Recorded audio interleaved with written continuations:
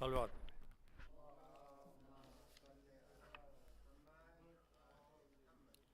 سید نے کربلا میں وعدے نبھا دیے ہیں، سید نے کربلا میں وعدے نبھا دیے ہیں، دین نبی کی راہ میں گلشن کھلا دیے ہیں، سید نے کربلا میں وعدے نبھا دیے ہیں.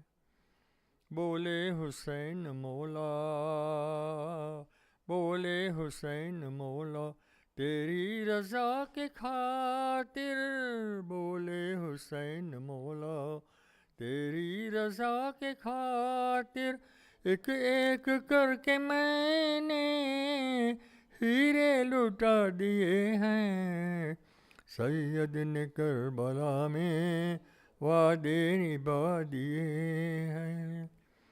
زینب کے باغ میں بھی، زینب کے باغ میں بھی دو پھول تھے مہکتے، زینب کے باغ میں بھی دو پھول تھے مہکتے، زینب نے وہ بھی دونوں راہ خدا کیے ہیں، سید نے کربلا میں وعدے نبھا دیے ہیں. دین نبی کی راہ میں اکبر نے دی جوانی، دین نبی کی راہ میں اکبر نے دی جوانی، عباس نے بھی اپنے بازو کٹا دیے ہیں، سید نے کربلا میں وعدے نبھا دیے ہیں. زہرا کے ناز پالے، زہرا کے ناز پالے پھولوں پہ سونے والے، زہرا کے ناز پالے پھولوں پہ سونے والے، کربل کی خاک میں ہیرے سلا دیے ہیں، سید نے کربلا میں وعدے نبھا دیے ہیں.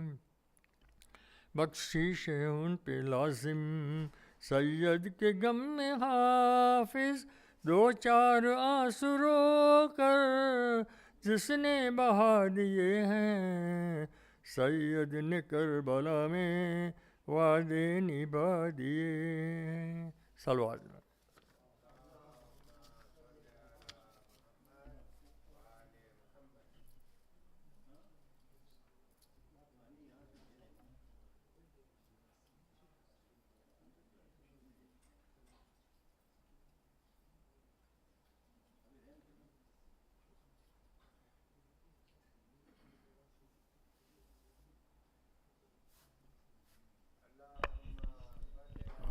محمد وآل محمد، بر محمد وآل محمد صلوات على محمد وآل محمد.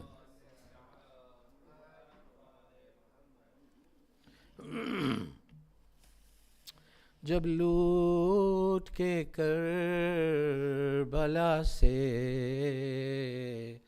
اسیر ستم چلے، جب لوٹ کے کربلا سے اسیر ستم چلے، سجاد سر برہنا بدرد و علم چلے، روتے سروں کو پیٹتے پابند غم چلے، زینب نے لاش شہ سے کہا بھائی ہم چلے، مرنے سے آپ کے میں اذا یہ اٹھاتی ہوں دربار میں یزید کے سر ننگے جاتی ہوں. بھائی تمہاری دوری سے مر جائے گی بہن، کیوں کر تمہاری لاش کو دفنائے گی بہن. کاہے کو چھٹ کے قید سے اب آئے گی بہن، کس طرح آپ کو اب پائے گی بہن. ناچار قید ظلم میں یہ خستہ تن چلی، لو بھائی شہر شام کے جانب بہن چلی. الفاتحة لأرواح المؤمنين والمؤمنات. ثواب الفاتحة. بسم الله الرحمن الرحيم.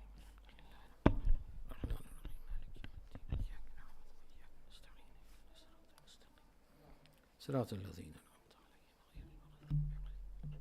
أعوذ بالله من الشيطان اللعين الرجيم. بسم الله الرحمن الرحيم. الحمد لله الذي لا يبلغ مدحته القائلون ولا يحصي نعماءه العادون ولا يعدي حقه المجتهدون، الذي بعد فلا يرى وقرب فشهد النجوى تبارك وتعالى. الصلاة والسلام على الرسول المسدد والمصطفى الأمجد حبيب قلوبنا وطبيب نفوسنا سيدنا ومولانا أبي القاسم محمد صلى على محمد وبآله الطيبين الطاهرين المعصومين المظلومين، واللعنة الدائمة على أعدائهم ومبغضيهم وغاصب حقوقهم من يومنا هذا إلى يوم الدين. أما بعد، فقد قال الله تعالى في كتابه الكريم وهو أصدق القائلين: بسم الله الرحمن الرحيم. قل لا أسألكم عليه أجرا إلا المودة في القربى. صلوات الله محمد وآل محمد. I begin in the name of Allah, the Beneficent and the Merciful.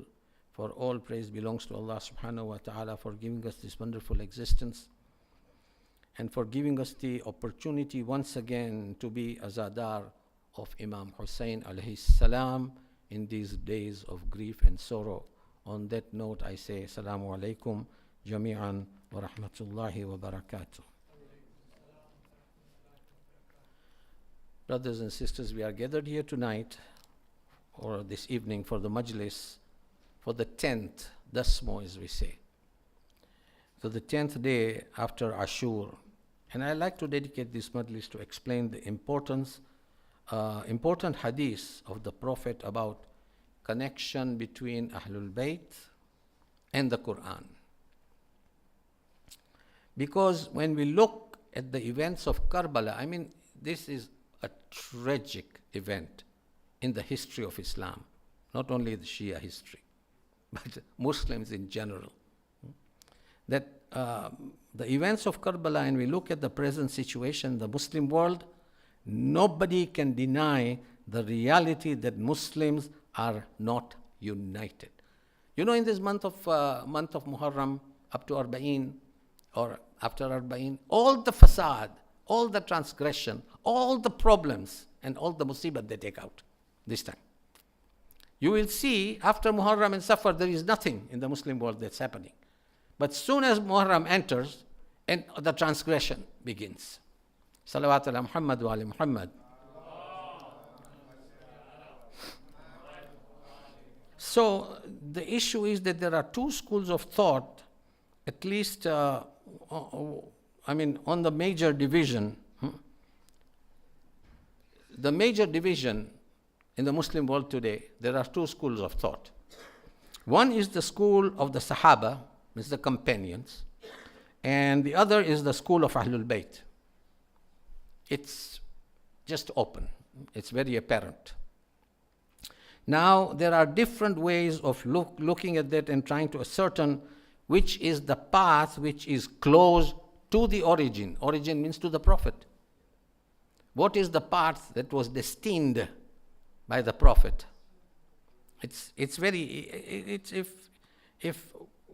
we try to ascertain, then this hadith, which is muttafiq alayh. Muttafiq alayh means even the Sunnis believe, it's all in their books, in the Siha Sitta, and of course the Shias. It is a hadith which is a tradition which is accepted by both the parties. Now this is where the different ways can be used, and one of the simple ways of dealing with this dispute is to look at the events of Karbala. This is, as I said, the most tragic issue in the Islamic history. Look at the events of Karbala, actually not even the details of event of Karbala, just to ask one question, just one question. You ask any Muslim today that why did Karbala transpire? And they have no answer. Because then they get into a tangle if they start answering that question. Why did Karbala transpire? Why? And especially where the family of the Prophet was involved. The Prophet passed away 11th after Hijrah. And Karbala took place in 61st year after Hijrah. 50 years, half a century. It's only half a century, 50 years. What happened in between and after the death of the Prophet that a person like Yazid is sitting there on the seat of authority, which was the seat of Muhammad Mustafa sallallahu alayhi wa sallam. And you will see that when you ask a question that how and who allowed Yazid to sit on that power, you ask any Muslim scholar, any Muslim mullah, and you will see they will evade this question. And they will try to take you on a different path. This, it's like a maneuver they do. They don't want to ask a question because now you are taking out skeletons from the graves. When you start asking how Yazid came into power, who put him into power, so as I said in my Jummah khutbah, it's a domino effect. It's a huge domino effect. How? You have someone who is Ashraful Anbiya wal Mursaleen. 50 years after him, his seat becomes a playground for a mal'oon, a cursed person like Yazid. As he says, La'ibat Hashima bil mulk. This is his famous quote. La'ibat means what? Hashima bil mulk. Bani Hashim, they played a game to gain power. This is what he said on his throne. A person like him, sitting on that seat of authority, you will find in the Muslim world till today who call him R.A. radiyallahu anh. Till today. And the question is, when we ask them that why, who put him in there? As the successor of the Prophet. Who put him in power? And it's now being occupied by someone like Yazid. And when we look at it, my brothers and sisters, we pause and ask a question. What happened? Kya hua? What went wrong? Within these 50 years, what happened? What went wrong in the system? Salawat ala Muhammad wa ala Muhammad. Means, what went wrong with a person like Yazid was able to sit on that chair or that seat of Khilafah 50 years after the death of the Prophet. Why? Now this is the cardinal thing that we have to understand. That because the Muslims abandoned the teachings of the Prophet. The Muslims abandoned the teaching of the Prophet, where the Prophet gave clear injunctions about Quran and his family. Quran and Itrat. And all the Muslims agree. All the Muslims, they agree. Muslims created, they diversed, they dissected these two. That separated between the Quran and Itrat, the family of the Prophet. You know that famous hadith, and this was done in Ghadir Khum. It was not only man kuntu mawlahu fahadha aliyun mawla, that is only one of the statements. But this major hadith is narrated right from Ghadir Khum, where the Prophet says, he uses these terms, kad anni kad du'itu fa'ajabt, means that Allah has now called me to return unto him and I have accepted. This is how he starts his khutbah.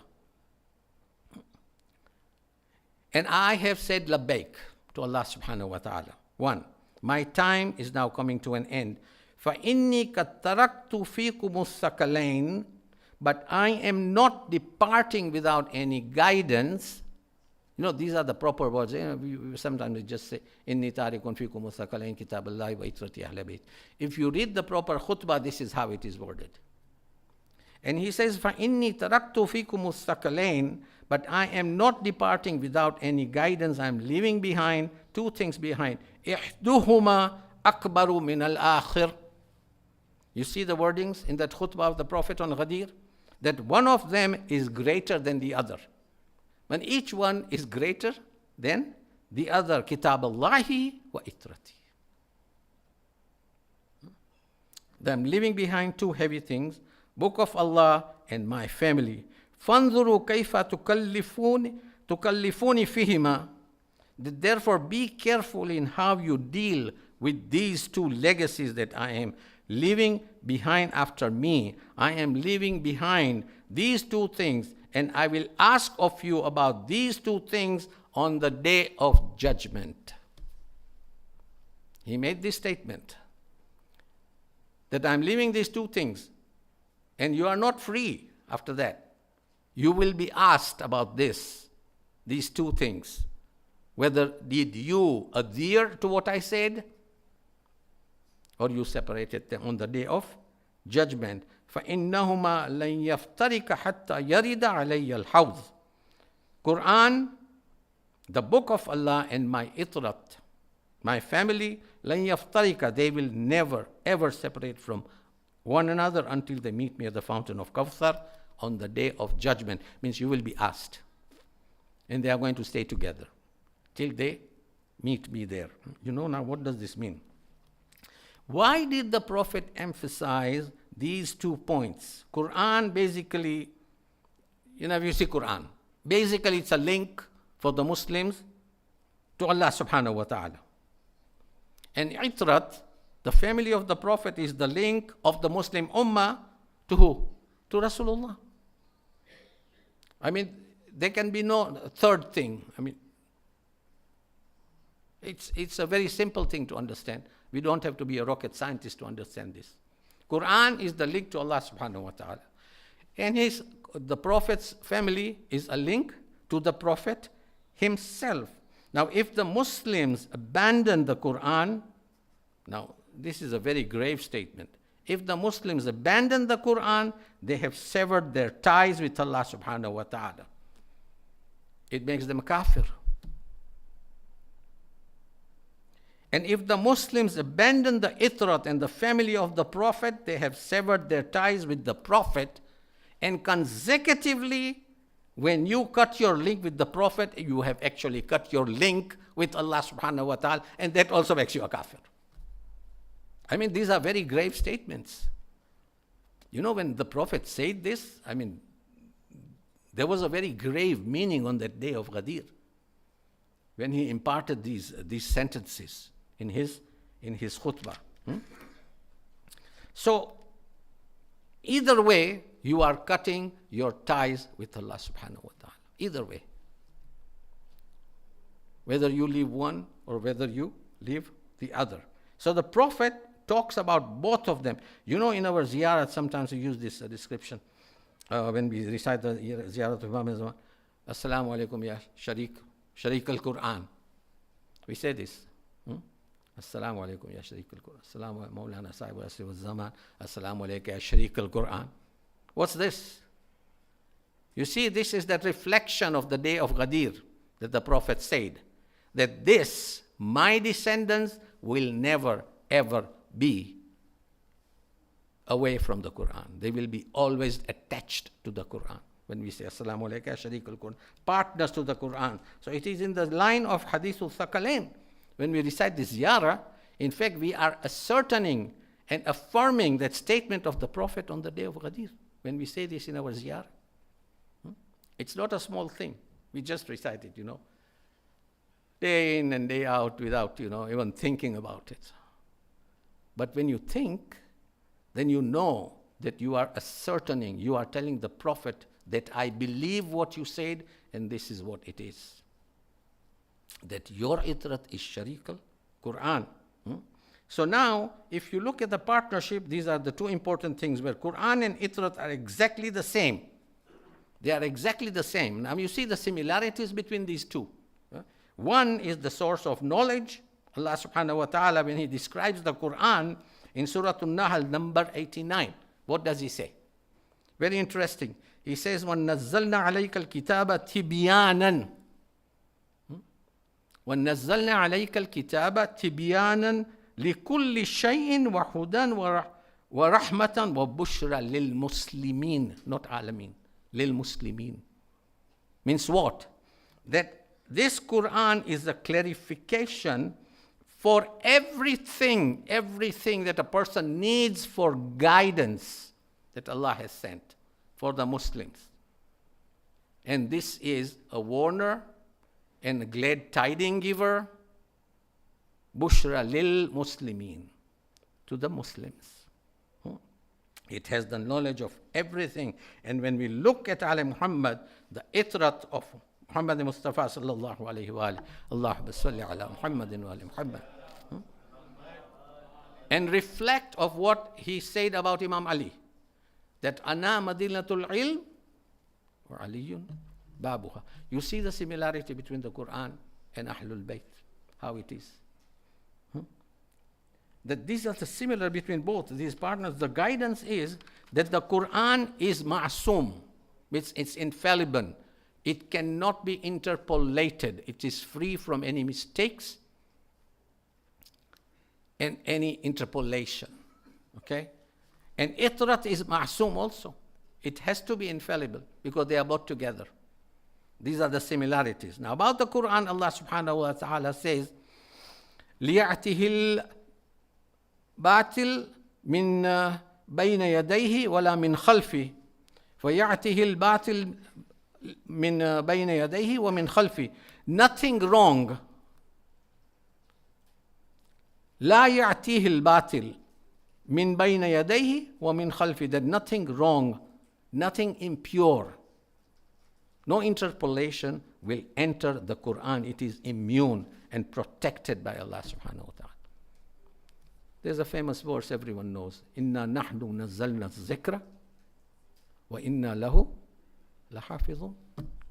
God has given a promise to the Muslims. We have sent down this book. Inna nahnu, most certainly we have.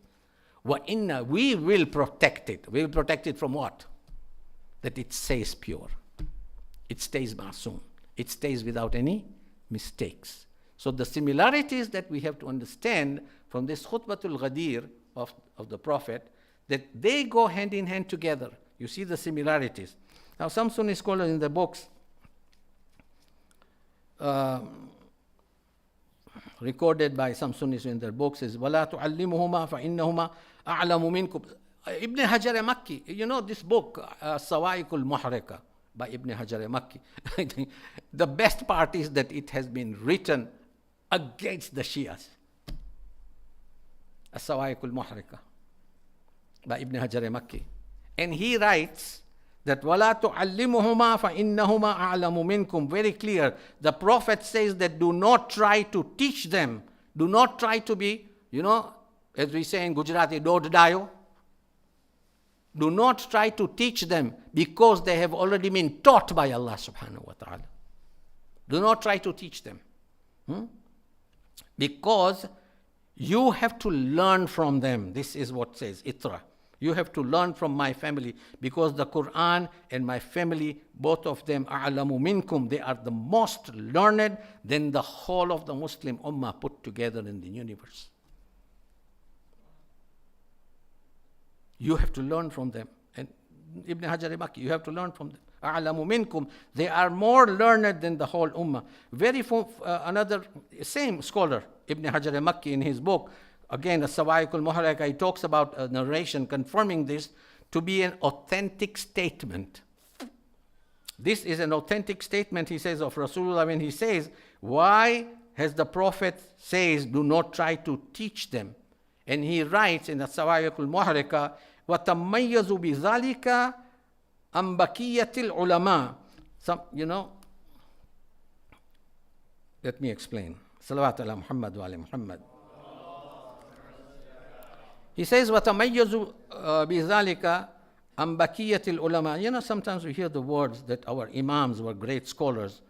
Ibn Hajar al-Makki says that they have been separated from the rest of the scholars of the Muslim world. You see how he puts it? He says, do not compare them with, Lalu Panju, ere ghaire nattu khaire, as we say. Do not compare them. They are not like you. They are not like the Muslims. Do not compare them. لِأَنَّ اللَّهَ أَذْهَبَ عَنْهُمُ الرِّجْسَ وَطَهَّرَهُمْ تَطْهِيرًا. Ibn Hajar, why? Do not compare them to the rest of the Muslims, because they have been purified by Allah subhanahu wa ta'ala himself. Don't say that they are like you. Learn from them. And this is Ibn Hajar Makki, because Allah subhanahu wa ta'ala has kept all abominations, impurity away from them. Rids, as he says. Rids means what? Rids means anything you can think about impurity in English word. Evil, lies, dishonesty, insincerity, hypocrisy, filth. Rids is an encompassing word, which is everything, anything that evil that you can think of has been kept away from the Ahlul Bayt. Very interesting, I was listening to one Ahmad Halloum, apparently he is a Salafi alim, Palestinian or Lebanese. And he relates that once, it's very interesting, Salawat ala Muhammad wa ala Muhammad. I have to talk about it. I was just listening to his clip, I think he's from England. He says, I saw two boys fighting. One boy was a Shia, one was a Sunni. Now he says that this Shia boy was abusing those two Khulafa. And in turn, the Sunni boys are abusing Ali ibn Abi Talib. He says, he is himself relating. So he says, I caught the Sunni boy. And I said, you know what you are saying? So he says, no. What? What you are doing right now? He says, he is abusing my leaders. I'm abusing his leader. He says, first of all, do you have any idea? It was a teenage boy who Ali ibn Abi Talib is. So he says, no. He says, sit down. And then he relates this hadith kisa, that these are the people, Ahlul Bayt. The Prophet once took Imam Hassan under his cloak, then Imam Husayn under his cloak, then he's a Sunni alim, a Salafi. And he is relating this and he's telling that boy, don't you ever dare criticize or abuse Ali ibn Abi Talib. It is there on YouTube. His name is Ahmad Halloum. You can check it out. It's a 5-minute clip. It's very interesting. And then, of course, he talks about the wives of the Prophet. I mean, he contradicts himself. When he says these are the 5, and then the Prophet told Allah that purify them, these are my Ahlul Bayt. But then he says, to appease the Muslims, that of course the wives are included in this. But you just say that there are only 5 who went under the cloak. Did the wives go under the cloak? Did they go under the blanket? No. So how can they be? I mean, you're just contradicting yourself. You just said that these 5, and then Prophet prayed that these are the only 5 who are my Ahlul Bayt. now you are saying that the wives are Ahlul Bayt. And wives cannot be Ahlul Bayt. Simple reason I have heard from Maulana Athar Sahib. He says wives are subject to divorce. Once they are divorced, they are not Ahlul Bayt. But Ahlul Bayt, Ali, Fatima, Hassan and Hussain cannot be divorced. Salawat ala Muhammad wa ali Muhammad. See, simple reason, he says. If a hooligan asks you a question about the wives being Ahlul Bayt, we don't have to go into knowledge of the Quran and the Hadith. No. Just tell them that the wives are subject to divorce. The Prophet can divorce them at any time. And they are devoid of being Ahlul Bayt. But these 5 cannot be divorced. And we rest our case. Salawat ala Muhammad wa ali Muhammad. So, my brothers, if you separate this is what happened. They separated them. After 50 years after the death of the Prophet, realized that Karbala happened because the Ummah created this separation. See, this is the whole event of Karbala in a nutshell. They created this separation. And the Yazidi forces, they were definitely able to separate the head of Hussein from his body, but they failed to separate Quran from his lips. Salawat ala Muhammad wa ali Muhammad. Now I will relate and I will finish the journey from Karbala to Kufa. We have heard about them being paraded in the palace of Ibn Ziyad. I want to give you today the nitty-gritty details of what happened on the way to Kufa. With the severed head of Imam Hussain alayhi salam. Now, we hear about those narrations and incidents. Sometimes we think it's not easy to digest, but this is not something that happened normally or naturally.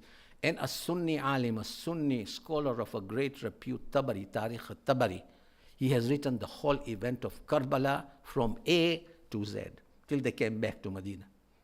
And it is in there, Tarikh al-Tabari.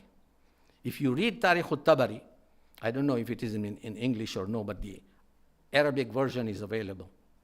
And he has written about this. And what does he say? He says, Hilal bin Muawiyah.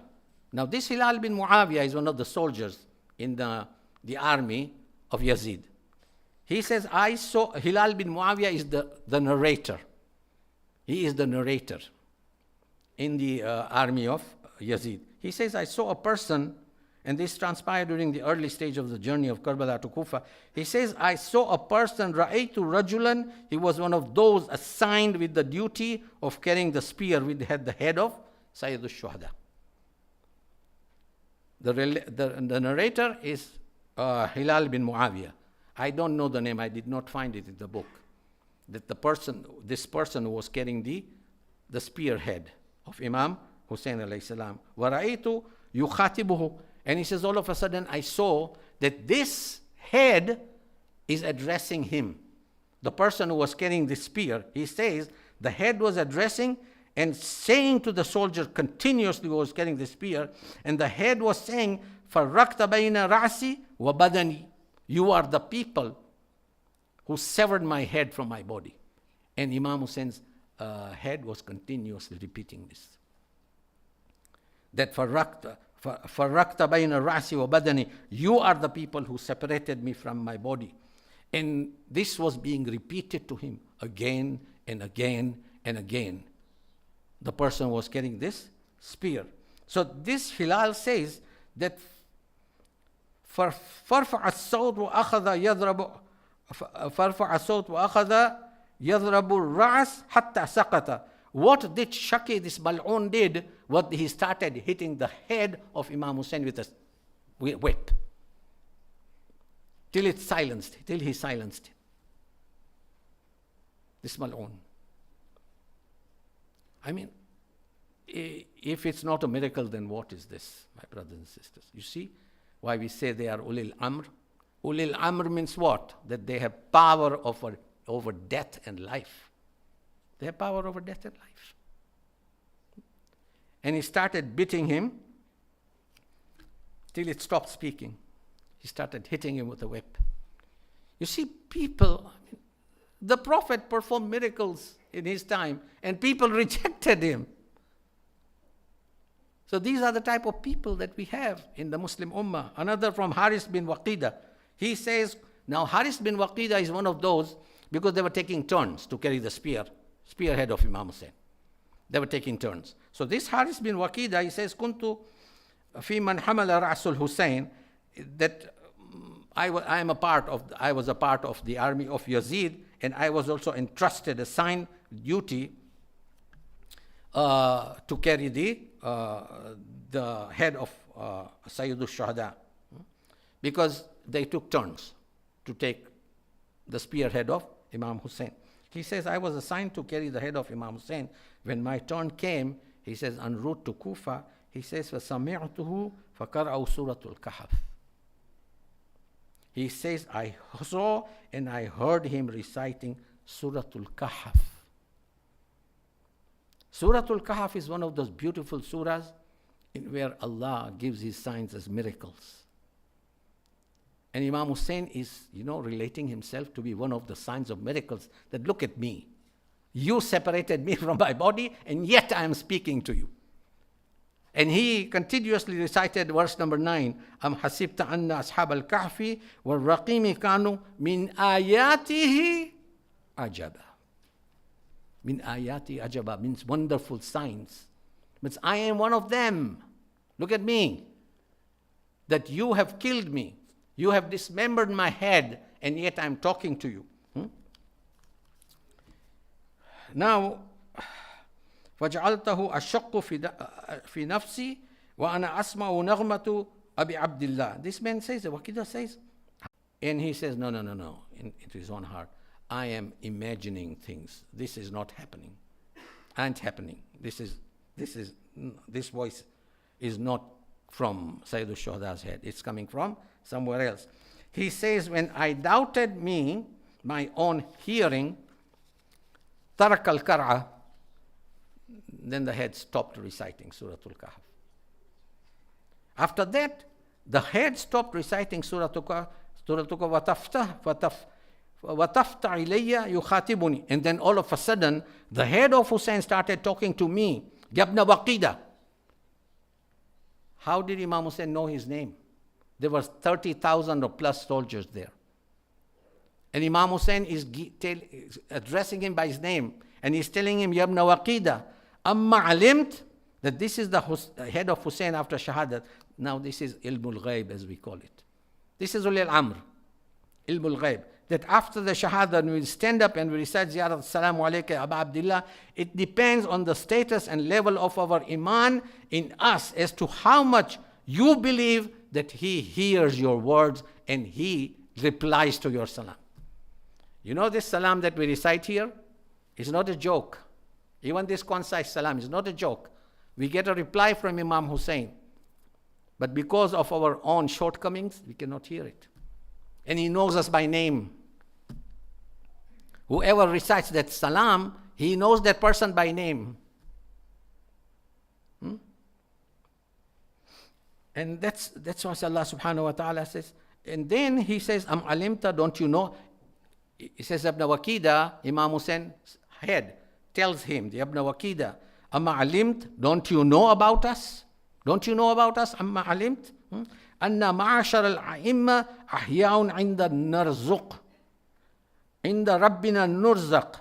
That we imams, we are the imams after the Prophet, and we are alive and we are being sustained by Allah subhanahu wa ta'ala. Imam said, he's telling Ibn Waqida, now he's talking to him, that we are there. And then Allah said, and you know what, the famous ayah, وَلَا تَحْسَبَنَّ الَّذِينَ قُتُلُوا فِي سَبِيلِ اللَّهِ أَمْوَاتٍ بَلْ أَحْيَاءٌ عِنْدَ رَبِّهِمْ يُرْزَقُونَ.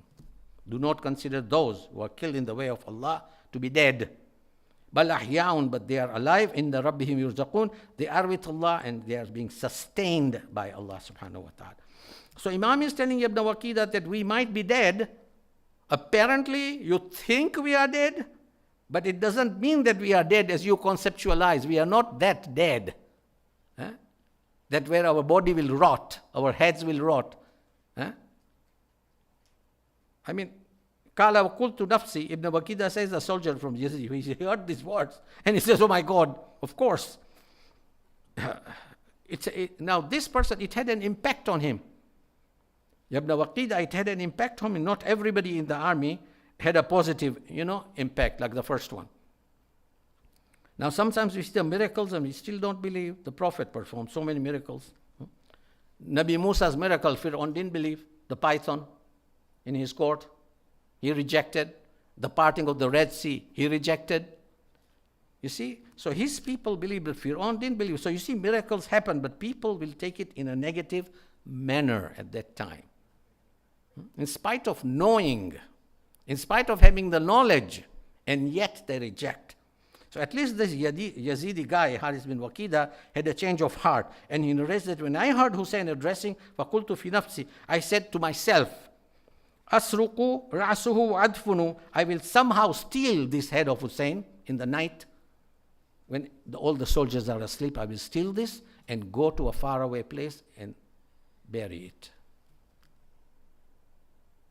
He said unto himself that I cannot take this anymore. I will take this head and go and bury it. وَإِذَا الْخِطَابَ مِنَ الرَّأْسِ الْأَزْهَرِ.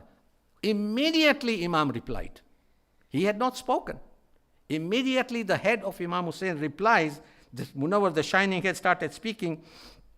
And Imam said, Ibn Waqida, you see, this guy, Ibn Waqida, is just thinking. And Imam responds to his idea and his thought, Ibn Waqida, لَيْسَ لَكَ إِلَى ذَلِكَ سَبِيلٌ. لَيْسَ لَكَ إِلَى ذَلِكَ السَّبِيلُ. You do not have a way of doing this. You will not be able to do this. What you are thinking, you cannot do it. It's impossible for you. Because we have got a mission. We are on a mission. And you will not be able to steal our head and go and bury it somewhere. No, this will not happen. Inna sidqihum dami azhama indallaha min ta'sirihim iyaya arramt.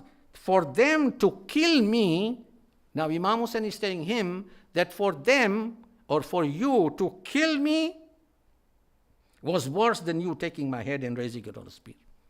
Means that killing is going to crucify you on the day of judgment. This is nothing that you have put my head on a spear. And raising its spear from one place to another, Ya Allah. And Allah left them, so stay away. And Imam tells him, stay away, Ibn Waqida, stay away from what you are planning to do. And then, before Imam stopped talking, he recited this verse from Surah Al-Ghafir. Surah Al-Ghafir, where he says, إِذِّ الْأَغْلَالُ فِي أَعْنَاقِهِمْ وَالسَّلَاسِلُ يُسْحَبُونَ. You all will be put, they will be presented on the day of judgment with burning shackles and burning chains around your body and around your neck. This is from Surah Al-Hashr, my brothers and sisters. Now let me end this with a little masayib. This is what transpired on the way to Kufa, my brothers and sisters. Sometimes, we are ignorant. We don't even know what really happened. Yes, we know what happened in Darbare Yazid. We know what happened in Darbare Sham. But, sometimes we miss these small details that's transpired en route to Karbala and Kufa. From Karbala to Kufa and Kufa to Sham, it happened the same thing. Now, brothers and sisters, if we have someone in our family who dies, and if we do not bury them same day, and we have to be patient because the son of Zahra lay on the ground for 3 nights and there was no one to bury him. The most tragic and heart-wrenching masayib of how Imam Zainul Abidin buried his father. The 10th of Muharram, he was not buried. 11th of Muharram, his family were taken to Kufa as captives. 12th of Muharram, his family arrived in Kufa. So when did he get buried? The 13th of Muharram, Imam Zainul Abidin miraculously returns back to Karbala and calls the people of Bani Asad that help me bury my father and my family members. Allah wa la'natullahi ala al-qawmi al-zalimin. سيعلم الذين ظلموا آل محمد أي منقلب ينقلبون ماتم حسين يا حسين يا حسين يا حسين يا حسين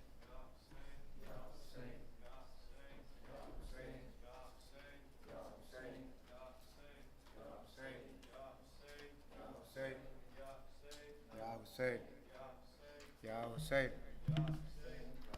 صلوات محمد وآل محمد.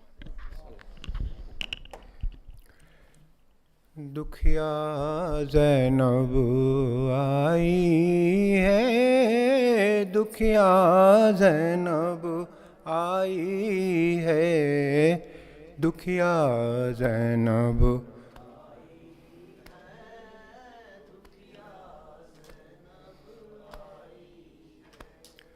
کہہ رہی ہے رو رو کر فاطمہ کی شہزادی، آج قید خانے سے مل گئی ہے آزادی. ہائے اب کہاں جائیں، ہر طرف ہے بربادی. لوگ ہنس کے پوچھیں گے یہ علی کی جائی ہے، دکھیا آئی ہے.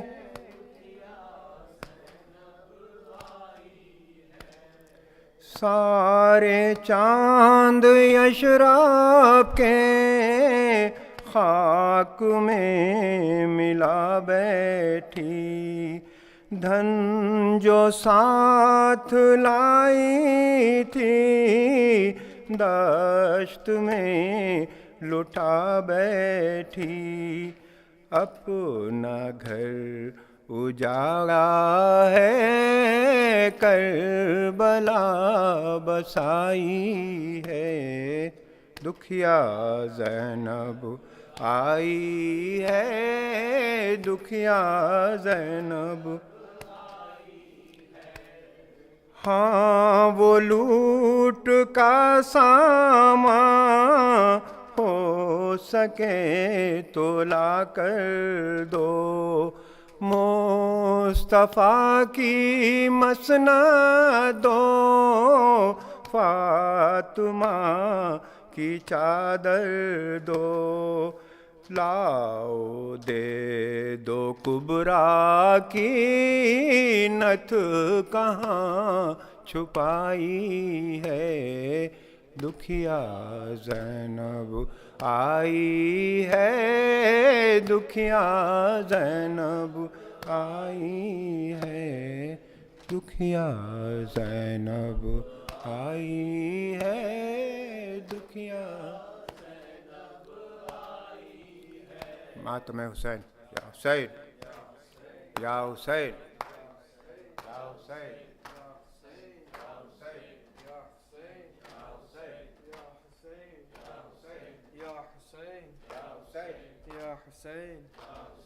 یا حسین یا حسین یا حسین یا حسین یا حسین یا حسین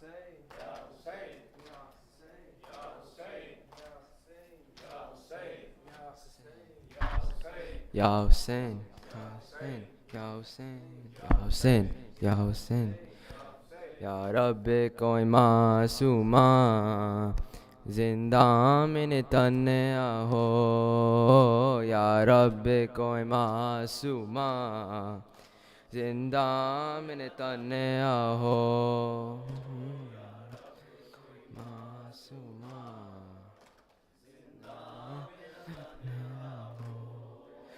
یا رب کوئی معصومہ زندہ من تنہا ہو، یا رب کوئی معصومہ زندہ من تنہا ہو. اے پابند آہیں، ہائے پابند ہو آہیں، رونے پہ نہ پہرا ہو یا رب صبح زندہ میں تنہا ہو یا رب کوئی معصومہ زندہ میں تنہا تی جس کو نیند آتی شبیر کے سینے پر تی جس کو نیند آتی شبیر کے سینے پر زندہ دار زندہ ہائے زندہ دار زندہ اس کے لیے قضا ہو یا رب کوئی معصومہ زندہ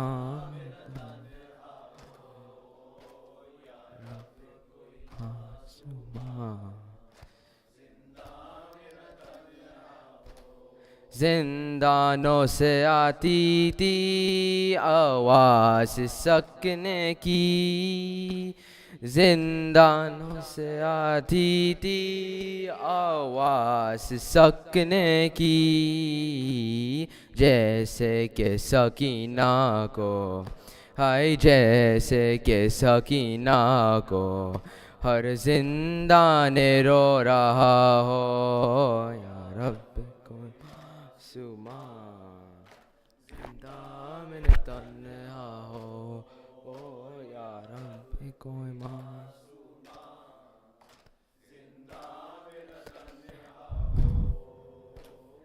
ٹکرائے نہ وہ کیوں کر زندہ کی دیواروں سے ٹکرائے نہ وہ کیوں کر زندہ کی دیواروں سے باہی سے اور پھوپھی سے ہائے باہی سے اور پھوپھی سے کس کو جدا کیا ہو یا رب کوئی معصومہ زندہ میں تنہا ہو یا رب کوئی معصومہ زندہ میں تنہا ہو تی جس کو نیند آتی شبیر کے سینے پر تی جس کو نیند آتی شبیر کے سینے پر زندہ دار زندہ ہائے زندہ دار زندہ اس کے لیے قضا ہو یا رب کوئی معصومہ زندہ میں تنہا ہو یا رب کوئی معصومہ زندہ میں تنہا ہو یا حسین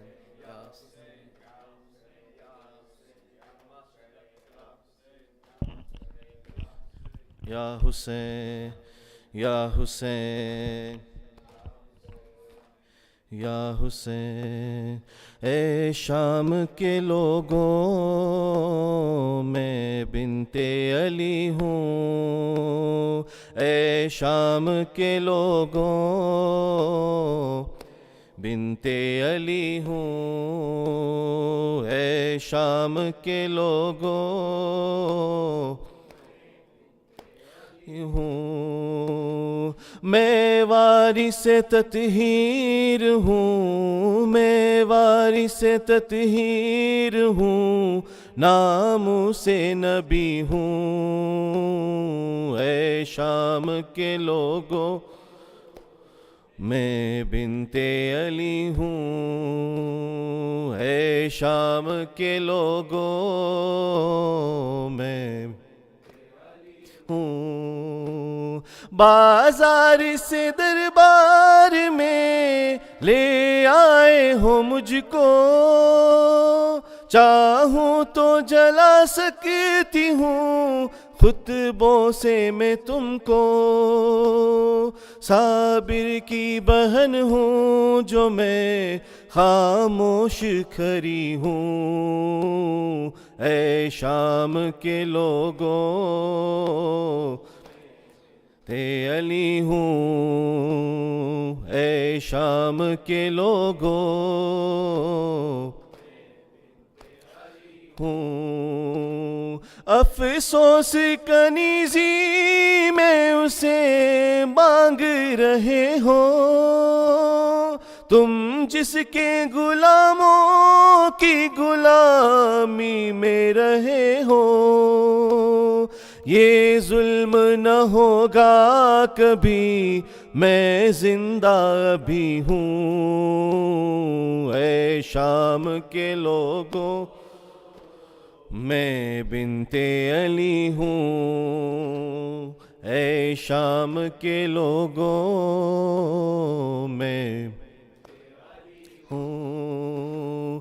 تم اپنے پیغمبر کو اگر دیکھنا چاہو، نیزے پہ جو یہ سر ہے اسے غور سے دیکھو، ہم شکل پیغمبر ہے یہ، میں اس کی پھوپھی ہوں اے شام کے لوگوں،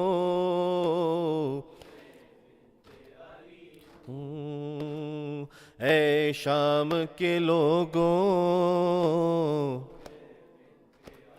ہوں، اور اس سے کٹھن وقت کیا ہوگا میرے معبود، فضا کی طرف دار ہے دربار میں موجود، میں پشت پہ فضا کے کھڑی دیکھ رہی ہوں اے شام کے لوگوں، میں ہوں اے شام کے لوگوں، میں بن ہوں۔ زہرا کو بھی دربار میں تم نے تھا بلایا، دربار میں بھی ہوں مگر فرق ہے اتنا، پردے میں تھی وہ اور میں بے پردہ کھڑی ہوں اے شام کے لوگوں، بنت علی ہوں اے شام کے لوگوں، علی ہوں، میں وارث تطہیر ہوں، نام سے نبی ہوں اے شام کے لوگوں، میں بن علی ہوں، یا حسین یا حسین یا حسین یا حسین یا حسین اور محمد وآل محمد صلی اللہ علیہ وسلم۔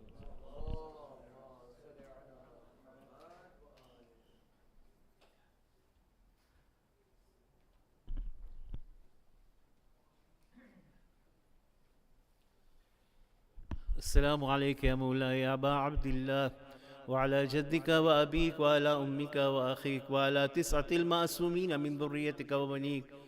السلام على الحسين وعلى علي بن الحسين وعلى أولاد الحسين وعلى أصحاب الحسين، خصوصا سيدي ومولاي أبو الفضل العباس وأختك زينب وأم كلثوم وبنتك سكينة وشهداء كربلاء وسراء كربلاء جميعا ورحمة الله وبركاته. السلام عليك يا مولاي يا غريب الغرباء السلطان أبا الحسن مولانا علي بن موسى الرضا، كن شفيعنا وشفيع والدينا في يوم الجزاء، وفقنا الله لزيارتك يا مولاي ورزقنا الله شفاعتك في الدنيا والآخرة، والصلاة والسلام عليك وعلى أختك فاطمة المعصومة جميعا ورحمة الله وبركاته. السلام عليك يا مولانا يا صاحب العصر والزمان، السلام عليك يا خليفة الرحمن، السلام عليك يا شريك القرآن، السلام عليك يا كعبة الإيمان، السلام عليك يا إمام الإنس والجان، عجل الله لك ما وعدك من النصر وظهور الأمر ورحمة الله وبركاته. اللهم كل وليك الحجة ابن الحسن صلواتك عليه وعلى آبائه في هذه الساعة وفي كل ساعة وليا وحافظا وقائدا وناصرا ودليلا وعينا حتى تسكنه أرضك توعا وتمتئه فيها طويلا برحمتك يا أرحم الراحمين. اللهم صل على محمد.